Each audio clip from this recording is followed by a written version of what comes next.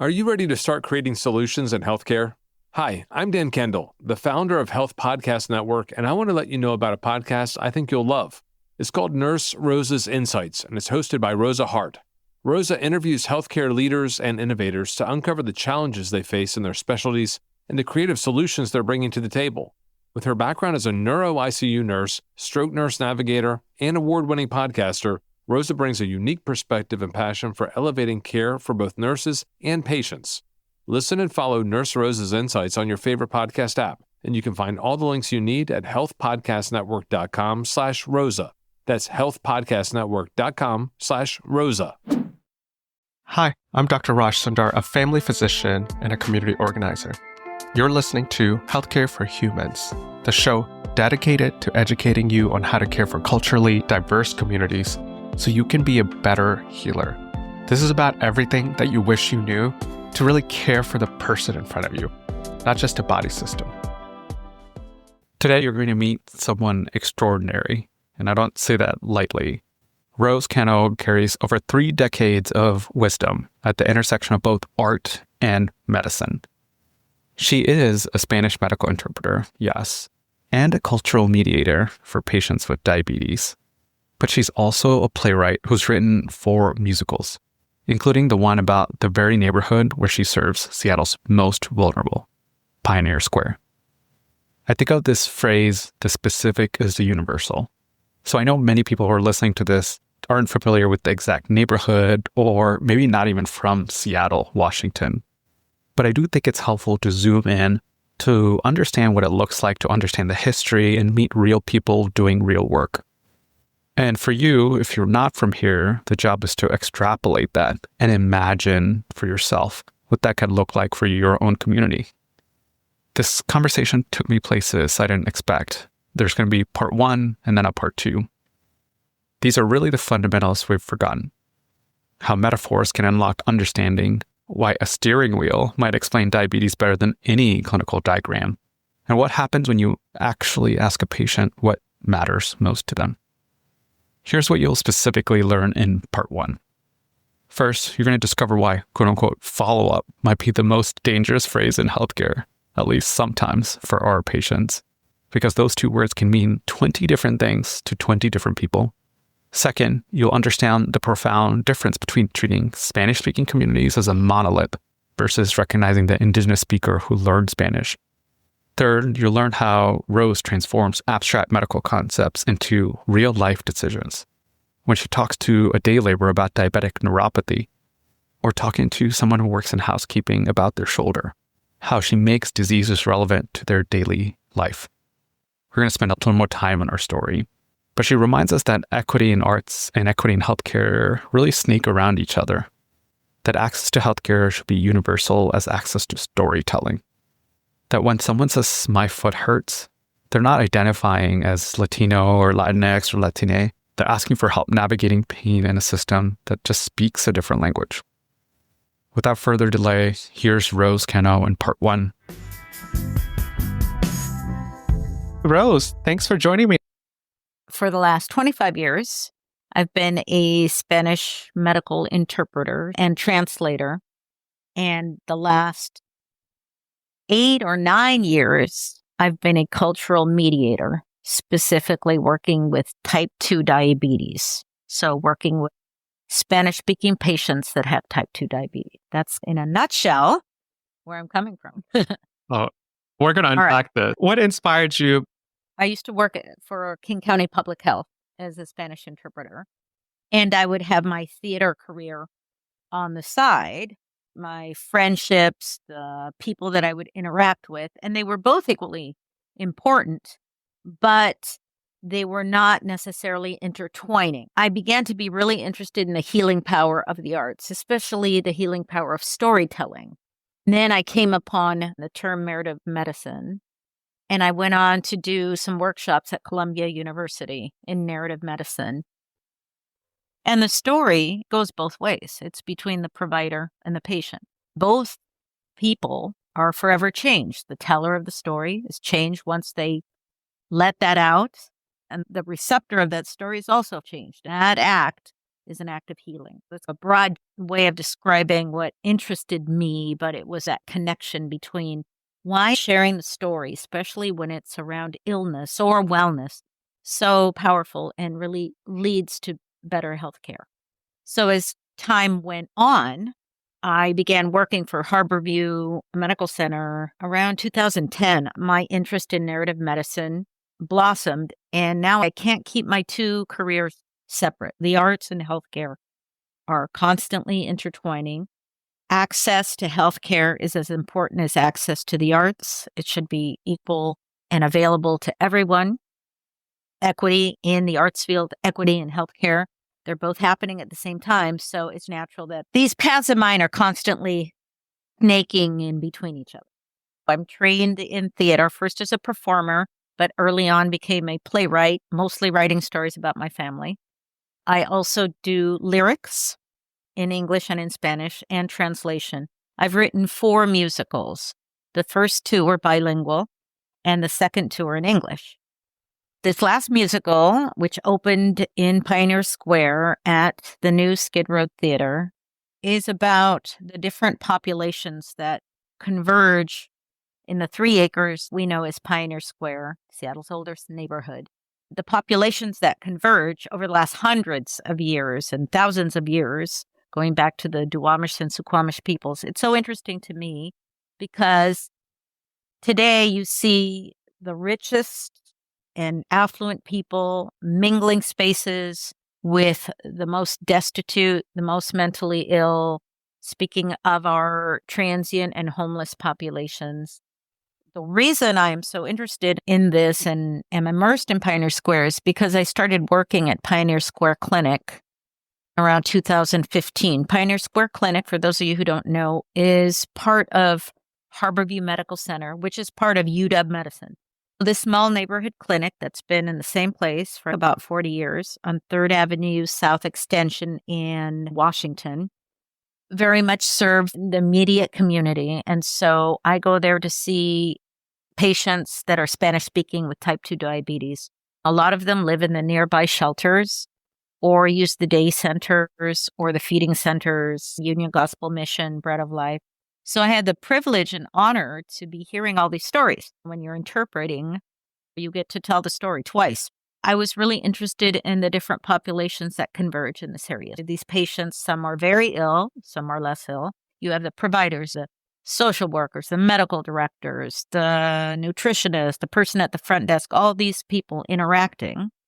And this clinic is right next to one of the largest high-end fine arts galleries, the Foster Gallery. The people buying this art or making this art are not mingling with these people that are going to this clinic or the people that are living on the sidewalk. I wanted to write this musical with my collaborator, David Nyberg, to see if we could capture the way these populations interact over the last several hundred years, especially. So one of the lyrics in one of the songs is $14 cocktail, $2 overdose. So you have people sharing the same sidewalk, waiting to cross the street from completely different worlds.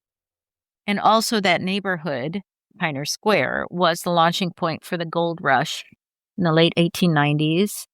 It's a place with historical buildings, the Smith Tower, which was the tallest building west of the Mississippi for a good amount of time. It was built in 1918 and it was tallest in Seattle for a long time. And also we see millennials converge in the area and all the sports fans because we're so close to the stadiums and all the restaurants and people that go just for cocktails to the area. It just lent itself to a musical, I thought. And also the Duwamish and Suquamish peoples and the presence in the area that's not recognized, tourists coming through and not really knowing the history. Even Seattleites are not really knowing the history. That this was the stomping ground for Princess Angeline, the daughter of Chief Seattle, whose cabin was outside of Pioneer Square. So all these people that inhabit these 3 acres, that was my motivation to want to write a musical. Is it only live or can I check it out on Disney Plus? When is it going to be there? I hope so. The album preceded the stage production, which was the month of August here in Seattle. The album was recorded in New York in 2020. So you can check that out I can send you a link, and it's on Bandcamp. You can find it that way. Thanks for explaining that. What other clinics do you regularly work at? In this role as cultural mediator at Harborview Medical Center, Mhm. I work mostly at primary care clinics. I work at Family Medicine Clinic, which is our building on Broadway. I work in the Adult Medicine Clinic and the International Medicine Clinic, which is in the main hospital. I work at Pioneer Square Clinic and our newest clinic, which is on Rainier. It's called Hobson Place Clinic. I work in those clinics, and depending on where my patients go, I go from one to the other. Yeah. And moving from Peru to Washington, how did you feel being connected to the Spanish-speaking community? I came here in my mother's Yeah. arms. I was 4 months old. So my first memories are all bilingual. We spoke Spanish at home with my grandma, who lived with us till I was 18, and with mom and dad to a certain extent. But with my siblings, it was all English. I did not know any other Spanish-speaking people that were not my family. I had 70 cousins. It was like little Peru on Capitol Hill. We lived in 3 different places on Malden Avenue East. My cousins lived across the street. My grandpa and grandma first lived off 15th, and then they moved a few blocks that way. My aunt was across the street from Lowell School, where I would go every day after kindergarten. It seemed like everyone I knew that was Spanish speaking was from Peru. I didn't know a single Peruvian that was not related to me in some way until I was in high school. My family took several trips to Mexico to spend Christmases and holidays, starting when I was 5 years old. The first Spanish-speaking country I visited was Mexico. We have family friends in Mexico, and our families have intermarried a couple times, so now we have Mexican family members. So I would say those 2 cultures were my guiding points. But I was very aware growing up that I was not Mexican and that our Spanish was different. And as I became a young adult, I was very aware of this Chicano movement, and I knew that wasn't us. We spoke differently. Equated it to more California and learning about the struggles, and knowing that on the East Coast in New York, the Latino, Hispanic, Latinx culture was Caribbean and from Puerto Rico. I was at a loss how to develop my own Peruvianness. At the age of 24, I moved to Peru after finishing college, after going to acting school, after being in shows at theaters in the Seattle area. I moved to Peru for what I thought was going to be maybe 6 months or a year, and I stayed almost 10 years. When I came back to have my own son, I wanted to deliver here, the opposite of what my mom did. I felt a culture shock because I'd been living in Peru for a while, doing theater there, and moving here, and a new mom. So coming back, Seattle had changed in 10 years. Not that I hadn't visited, I had. But suddenly I came back and everything was so different. In Peru, I didn't have a phone, not because there was no phones, but because you had to wait in line. You paid your money and then waited years for them to put in the telephone line. But that all changed with cell phones. When I moved back to Seattle, there was no internet. So it was a different world. There's a lot of culture shock, getting up to speed. I became a medical interpreter as soon as I moved back to Seattle because a friend said, "Oh, you're a part-time theater person, new mom, maybe this is flexible." It was a new industry 25 years ago. Regulations were much different. Now there's different process for certification and continuing education. Things have changed. But I feel like once I moved back, got to know Seattle in a different way, being an adult, a young mom, and working with the different Spanish-speaking communities as an interpreter. I did home visits a lot. I got to go into people's homes. And I would say probably 80-90% of my patients were from Mexico. We see a lot of people now from Central America, different countries in Central America. I will run into occasionally people from South America. I'm really happy when I get a patient from Peru. I'm like, yay. It doesn't happen that often. And it really depends what's going on in the world, where refugees are coming from. So. Yeah. As we talked about, a lot of Washington history is the history of Mexican immigrants. Specifically in the 1800s, there was the Mexican mule packers. There was a huge presence in Walla Walla. And then in 1900s, there's a Mexicano and Chicano movement. because of the Bracero program, which brought in migrant workers. And we have a huge influx of Spanish-speaking immigrants, specifically Mexican immigrants during that time. More Central American immigrants started migrating to Washington.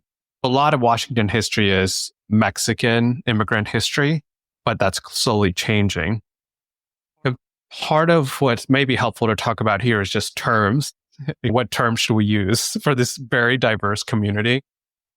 In 1980 or so, the word Hispanic really started catching on because there was people from Mexico, Puerto Rico, Cuba, Spain, Central America, and it felt like there was no agenda for the Spanish-speaking immigrants. The National Council of La Raza advocated for a term to encompass all groups of people so we could have the government dedicate resources. I had heard that Ronald Reagan coined that. But that was a term that was originally used a lot. Latino came about, from my understanding, because Spain colonized so many of these countries, focusing on the Latin America and South America immigrants living in the US. And then Latinx, really, I found a stats that Google Trends really noticed that it started increasing in 2004 or so. But now people hear that term a lot too, which is supposed to be encompassing more people than not putting them in the binary. I did not relate to the term Hispanic because it has Spain in there, and not all of Latin America was colonized by Spain. There's the Portuguese, so Brazil, and then there's the Guyanas that don't speak Spanish or Portuguese. It just didn't seem to encompass enough. And Latino was short for Latino Americano, which means Latin American, which includes the Caribbean. So it seemed a large encompassing title for a while. And then in the theater world, there are many conversations about what's the right term, etc. At one point, it was important to recognize people that didn't feel reflected in a gender, the last letter of the word, Latino, Latina, because Spanish is a gender-based language. So everything, all nouns will be male or female, like in French or other Romance languages. But because we're talking in English in the U.S., it's a U.S. construct, the Latino ending in O, defaulting to O. Anyways, at the time of adopting the X to include non-binary, it's another U.S. construct, an X, on top of a previous U.S. construct. And because we're now so global, right, the world is more connected and internet and social media, so these things are really catching on quickly. But I can say with the communities, and I think the most important letter at the end of the word is the S, communities, because it's so varied. There are Spanish-speaking people and speak their indigenous language coming from Central America or Mexico. They learn Spanish here in the Seattle area or in Burien because they had to. They didn't have to speak Spanish in their village at home. They have double access problems. I have many patients that don't recognize numbers in the same way, Roman numeral numbers. So when you're talking about titrating insulin, how many units and how many pills, it's so varied. I personally have patients that need an interpreter at some level or cultural mediation. There are all the Latinx or now Latine using the E at the end of the name to not make it binary. But the Spanish-speaking communities I serve are not using those terms like Latinx and Latine. It's hard to pronounce. And because they're U.S. constructs, then they're not maybe as easily absorbed or something. I can tell you about... No, I got it. I can tell you about the people that I serve. I serve people that are Spanish-speaking to some degree. Some people are indigenous language speakers. In our area, there is MAM, Purépecha, Teco, and there's Mixteco Alto and Mixteco Bajo. So as time goes by, you can find some interpreters in those languages. In that situation, there'll be two interpreters for the patient. It'll be Mixteco or MAM or Purépecha into Spanish into English by me. So we rely on another person, which sometimes is unfortunately the family. It's not the best thing to use the family because you don't want to put that pressure on the family to be an interpreter. But you have that sector population, and then you have patients that are English speaking, but if they're children or if they have some kind of neurological damage or disease, they're relying on their caregivers that are only Spanish speaking.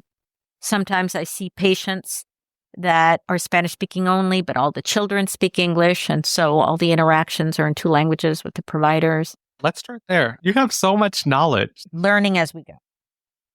Let me just reflect back to you is no matter what term we use, Latino, Or Latinx, Latine. it's so broad. And it may be helpful to actually know the ethnicity of the person, You right? have- Latino, you have to, right? Mexican or actually indigenous, right? Or what it's important in terms of Yeah. the food, in terms of the family connections. You want to connect them to other people of their language group. No, you're right. Some of the episodes we've done, there's a country that grounds people, like Ethiopian is connected to Ethiopia, right? Latino is not Oh, that it way. is. Latin America, that wasn't even all colonized by Spain. There's Portuguese, there's Brazil, all of this Mhm. diversity within that term. So it's important to ask questions to understand who that person is behind that title, Latino, to understand the statistics. Because when you get lumped together such diversity, some of that disparities get masked, Mm-hmm. right? What is the indigenous community, even if we lump those together, experience compared to Mexican community, right? The inequities that we bring from our home countries don't immediately disappear upon coming to the United States. We bring that social pecking order with us. Yeah. And yeah. when the patients come to us, they're not like, I'm Latino, I'm Latinx, I'm anything. They're like, my foot hurts. What are you going to do? Or why are we talking about my blood sugar when I'm just here because my tummy hurts every time and I can't digest my food? And then you relate it to gastroparesis, which is because their blood sugar has been high so long and they didn't know it, that every time they eat something, the digestion is slow. They're in terrible pain and end up in the emergency room. So people come in Oh. for practical reasons. And one of the things we try to do is get people to know the idea of prevention, to not wait till you are in pain or something hurts to seek a provider. You want people to establish primary care. Those are abstract concepts coming from many countries where you go to the doctor only when it's necessary. You only go to the doctor when you're sick. So it's a different way of thinking in our U.S. healthcare system, these Western ideas. I would say that's the first barrier to health. And then there's so many more. Yeah. Yeah. Right. We're going to address them all today. Let's start with we have a Spanish speaking patient and you're there. Let's talk about the interaction between me as the clinician Okay. and you. How have you seen it gone and where do we often make mistakes? An initial question, often by a provider, be it a resident or a medical student, because here at Harborview, we have residents and medical students and attendings that have a lot of experience. But many people ask, how can I help you today? And the response would be, I don't know. I have an appointment. You told me to come.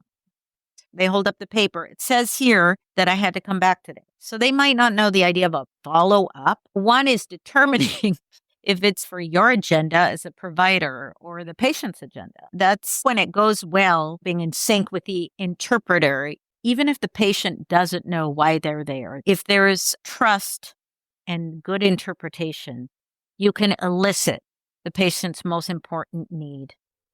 It may be that every time they go to the pharmacy, they say, no, your medicine is not ready. And that's why they're here at the doctor. You can unpack that because it could be their insurance expired, their financial assistance expired, or maybe at the pharmacy window, they were told, come back in 4 hours. Maybe they didn't understand that. There's so many breakdowns in communication along the way that can end up with a person at the end of the day having high blood sugar for several months.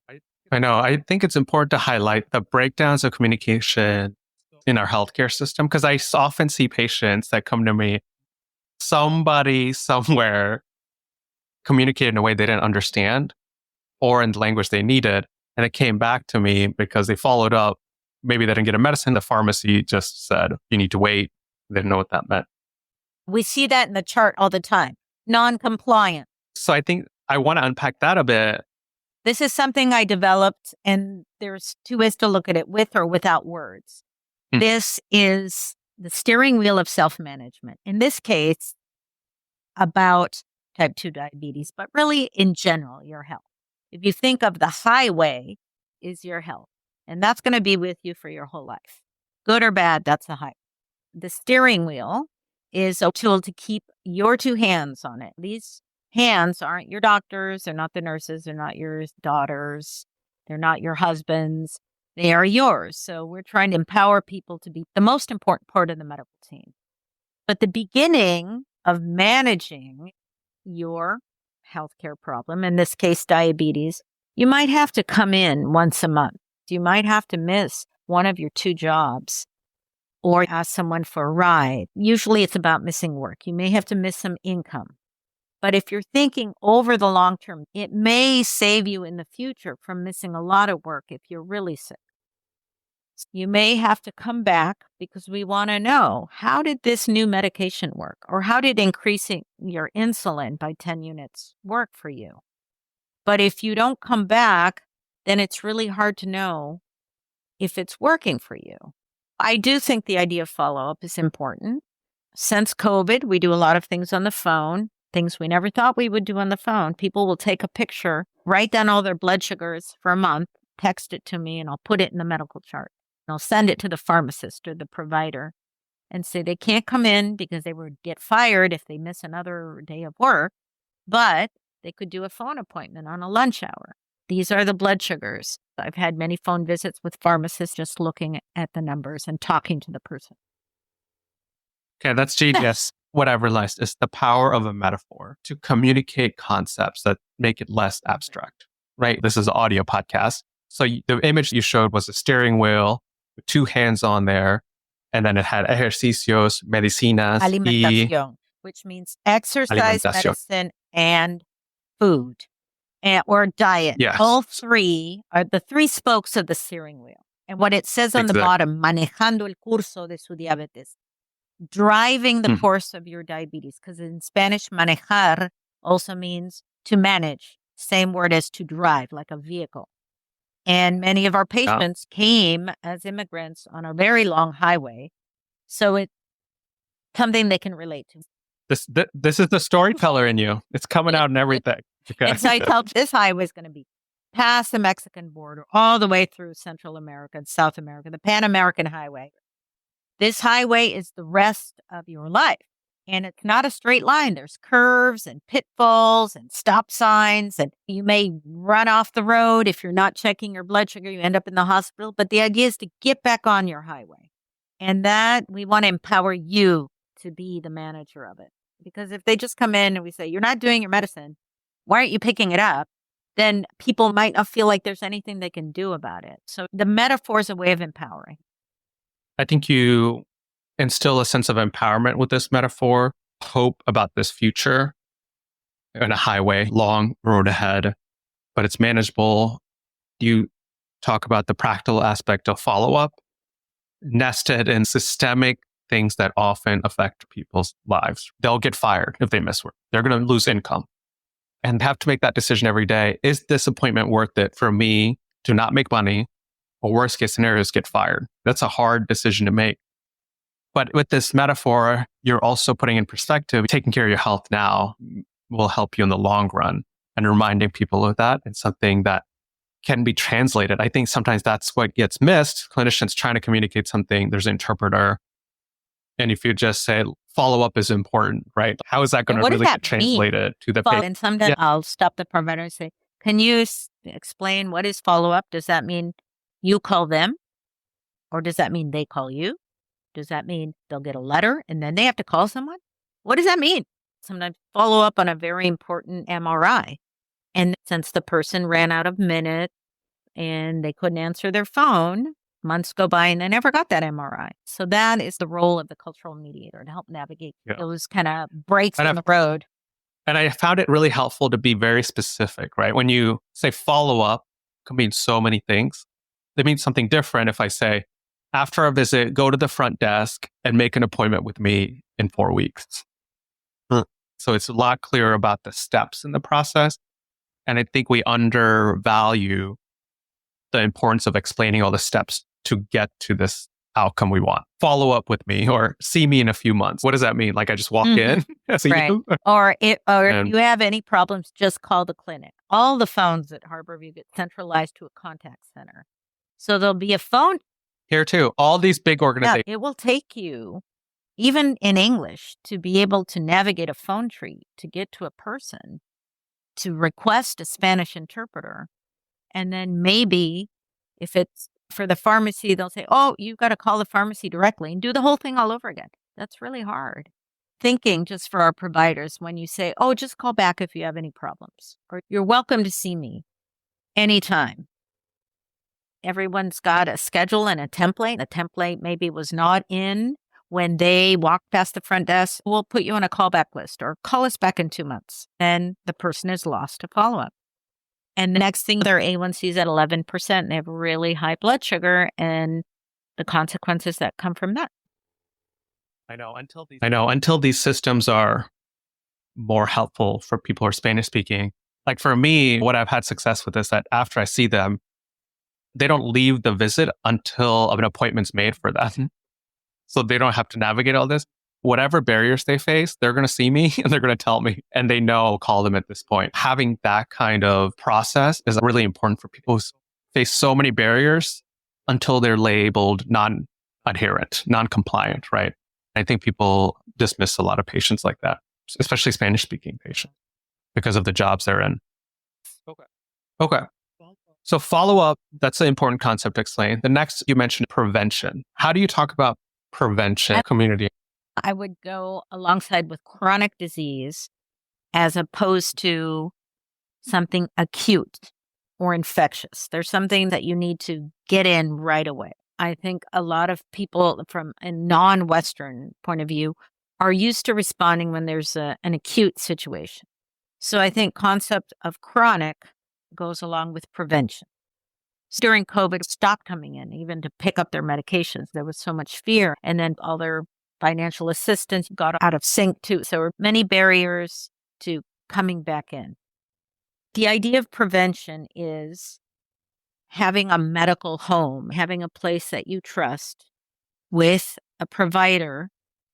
Even if the provider changes over time, residents stay for 3 years and then move on. If you at least have a clinic established where you know you can go before it gets to the point of emergency room, that goes a lot towards prevention. If you're only waiting for your car to break down before you get it serviced, then you're doing damage to the engine and all that stuff. So the idea is come in for your once a year maintenance or sooner if your provider feels like you should come in sooner. Do you think a car is a good metaphor? Not everyone drives, but I think it's a good metaphor. An investment over time. So if you prevent something now, like complications of diabetes, we tell people it can affect the nerves in your feet. You don't feel when you have a cut, you get a big infection and you can lose a foot or a leg. And that has happened a lot, especially to day laborers that live in a shelter. They are standing around all day at Home Depots or looking for work. I try to stress the importance of feet. And if that's what's important to them, they might have more years of being on their feet and working. So that's both prevention and making an investment over time to manage your health, keep healthy. Yeah, you snuck it in here, but talking about what's important to the patient. That's easy to say, but I don't think we take time to do it. I think you just did that so well where you said, oh, the feet is really important to the patient. They're standing all day. Walking around, looking for work. Neuropathy, numbness from diabetes is probably an important worry for them if that's part of the diabetes progression. Some people don't realize that. If you think, where do you want to be working when you're 50? Do you want to be working when you're 60? What plans are you making with your health to be able to do that? Or are you leaving it up to luck? We want people to feel empowered and not just leave it up to luck. Some people are more worried about their eyesight. I know I have several women domestic workers that have frozen shoulder. That's something also that can come with diabetes. But they find that they cannot work in hotel cleaning, housekeeping, because of their symptoms, either the frozen shoulder or neuropathy, foot pain. So it does cut down on the years that you can be working. And if you don't have sick leave, it makes it hard to come to appointments. But if you end up having a more serious complication, then you have to take a lot of time off work. If you get to the point of dialysis, you have to go 3 times a week to dialysis. We try to prevent that progression of diabetes to need dialysis. For our patients that are not legal permanent residents of the United States, which for me is 95% of my patients, once they're on dialysis, they are ineligible to get a kidney. A non-legal permanent resident of the United States cannot get a kidney. So, the rest of their life. There's a new law in the making trying to change to make healthcare Apple Health to extend to non-legal permanent residents. But the reality now is that if you need dialysis, you won't be able to be on a transplant wait. So that's daunting. As always, thank you for listening to Healthcare for Humans.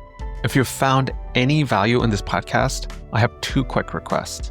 1, please leave a review in the podcast app that you're listening to my voice in right now. It really helps others discover the show. 2, share this episode with anyone who you think might benefit from it. For easy access to all our episodes and to support the podcast, visit www.healthcareforhumans.org. There you'll find our content clearly organized by topics, countries, themes, to help you choose what to listen to next. Until next time, this is Dr. Raj Sundar, reminding you that culturally responsive care leads to better patient outcomes. See you again soon.